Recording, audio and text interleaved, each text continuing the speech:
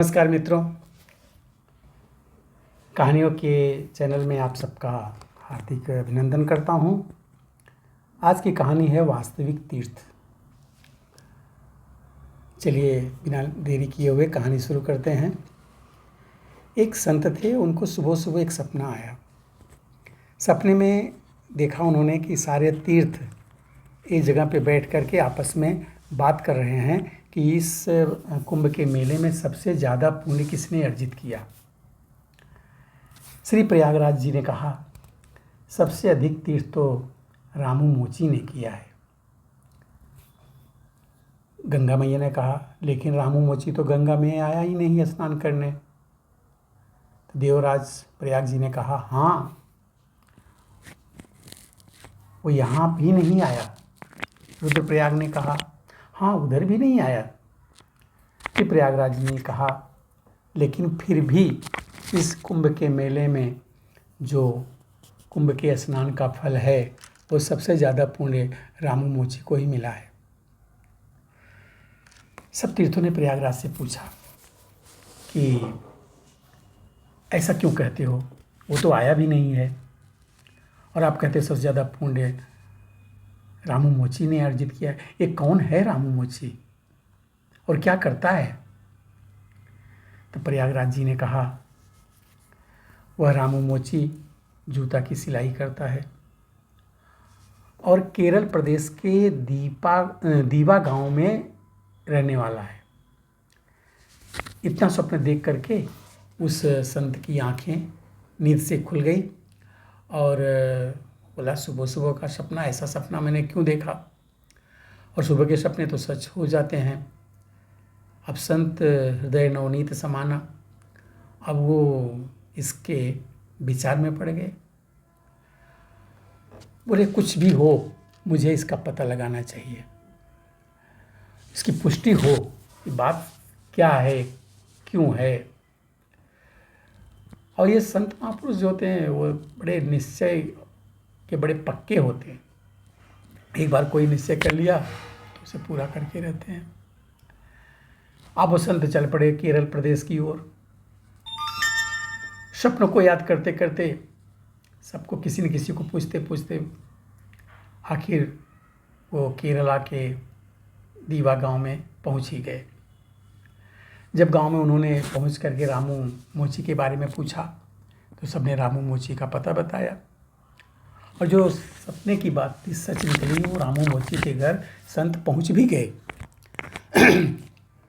वह संत उस रामू मोची को मिलने गए उसके घर पे। रामू मोची संत को देख करके आत्मविभोर हो गया और बोले, महाराज, आप इतने बड़े संत होकर के मेरे घर पे, मैं तो जाति से चमार हूँ और हमसे तो लोग दूर दूर तक भागते हैं और आप संत होकर के हमारे घर पे आए। अरे महाराज, मैं तो चमड़े का काम करता हूँ, मैं वर्ण से शूद्र हूँ, बुद्धि और विद्या से अनपढ़ हूँ, मेरा सौभाग्य है कि आप मेरे घर पे पधारे। संत ने कहा, मुझे एक सपना आया था, उसी कारण मैं यहाँ आया।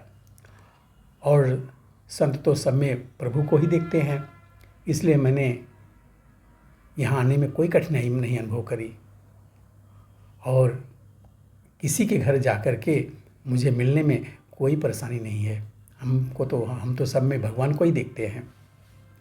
संत ने कहा कि आपसे एक मेरा प्रश्न है, आप कभी कुंभ के मेले में गए हो?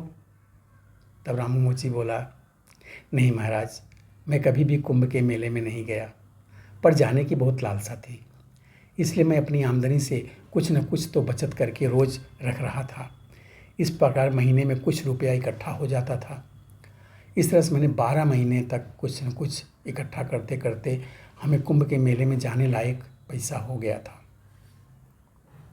और मैं खूब खुश था और इंतज़ार कर रहा था कि अब जब कुंभ का मेला आएगा तो मैं कुंभ के मेले में जाऊंगा। और बड़े लालसा के साथ मैं कुंभ के मेला आने की प्रतीक्षा कर रहा था। लेकिन उसमें मेरी पत्नी माँ बनने वाली थी। अभी कुछ समय पहले की बात है। एक दिन मेरी पत्नी को पड़ोस में किसी के घर से सब्ज़ी खाने मतलब सब्ज़ी मेथी की सब्ज़ी की खुशबू आ रही थी और वो खुशबू से मेरी पत्नी का मन हो गया वो मेथी की सब्ज़ी खाने की। उसने वो सब्ज़ी खाने की इच्छा प्रकट की, मुझसे कहा। तो मैंने ऐसा सुना है लोगों से कि गर्भवती स्त्री अगर किसी चीज़ को खाने की इच्छा प्रकट करे तो उसे ज़रूर खिलाना चाहिए। तो मैं सब्ज़ी लेने के लिए उनके घर चला गया जिनके घर से खुशबू आ रही थी और देखा तो उनसे कहा, बहन जी आप थोड़ी सी सब्ज़ी हमको दे सकते हो, मेरी पत्नी गर्भवती है और उसको खाने की इच्छा हो रही है। वो स्त्री ने कहा, हाँ रामू भैया, हमने मेथी की सब्ज़ी तो बना रखी है। पर वो बहन हिचकिचाने लगी और फिर उसने जो मुझसे कहा वो सुनकर तो मैं हैरान रह गया।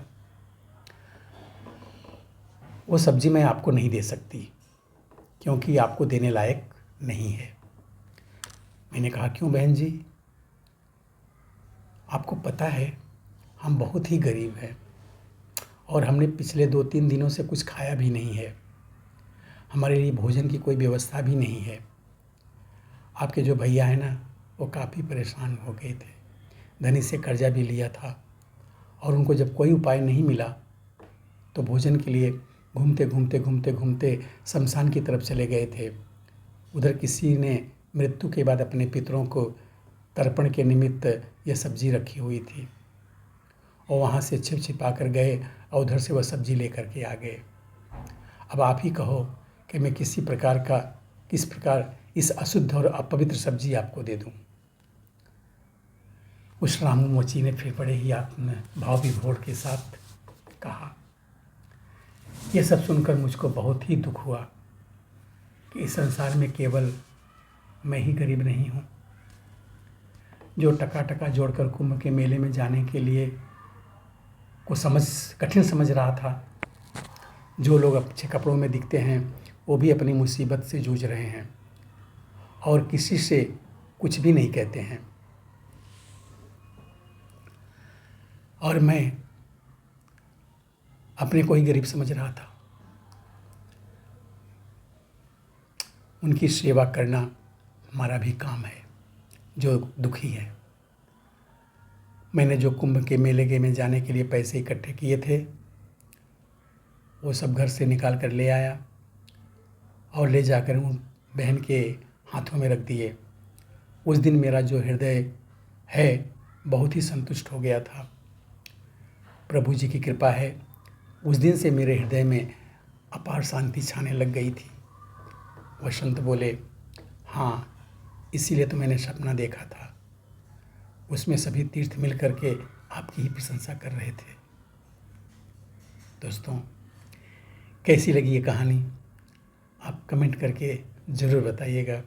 मिलते हैं नई वीडियो में नए कहानी के साथ। नमस्कार।